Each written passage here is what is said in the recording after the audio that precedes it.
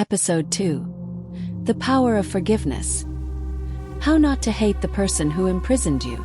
27 years of arbitrary. Separated from his family. Forbidden to read information. Unable to see this. Every day called a number no name. And when he finally did it himself, what was the first thing Nelson Mandela did? He didn't pay. Instead he did the third. Part 1. Forgiveness is not forgetting. Forgiveness doesn't mean letting go of the pain. Forgiveness doesn't mean letting go of what happened. Mandela once said, "When I walked out of the gate to self-realization, I knew that if I did not let go of my anger and hatred, I would still be a person, even without bars." Forgiveness is the process of freeing yourself from the invisible chains of hatred. Crying in anger is like drinking poison and the other person must die. The person who is hurt the most by resentment is you. Part 2. Why can Mandela forgive? What makes a person able to forgive those who have robbed him of most of his life? Mandela understood one thing. If he wanted to build a country, he could not start by dividing. If he wanted to reconcile, he had to be the first to do it. That is not weakness. It is the greatest strength.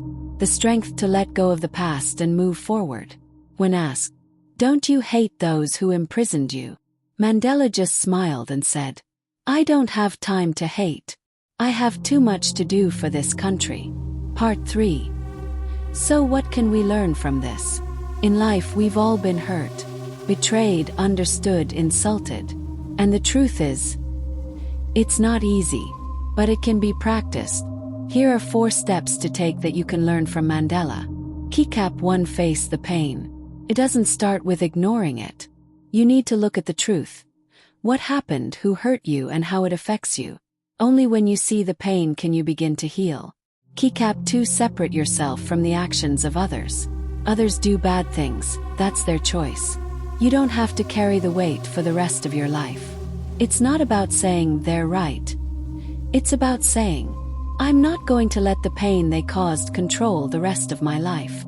Keycap 3. Choose to be self-sufficient. The number is a choice. You can hold grudges and live in a spiritual hell, or you can let go and live light and free. Nelson Mandela chose to do it himself, and that's how he became a great leader, not a great victim. Keycap 4. Turn your wounds into strength. Mandela didn't forget what happened, but he turned it into material for compassion and wisdom. He used his experience to heal his people, to empathize with the oppressors, to inspire millions. You can also take your pain as strength to grow, not sadness. The end. Forgiveness. An act of courage. It is not for the weak. Forgiveness is the surest act you can take to regain control of your life. Nelson Mandela was held captive for 27 years, but he did not let those years turn his soul to stone. Instead, he walked out with a smile and a heart free of hatred, because he knew, you cannot build a better future if you are stuck in the past. And that is why Nelson Mandela was not just a man who survived 27 years of imprisonment. He was a man who helped an entire nation to be self-reliant. If you learned something from this episode, leave a comment. I choose the second. And don't forget to subscribe to the channel to watch episode 3. Calmness. Mastering emotions in the storm.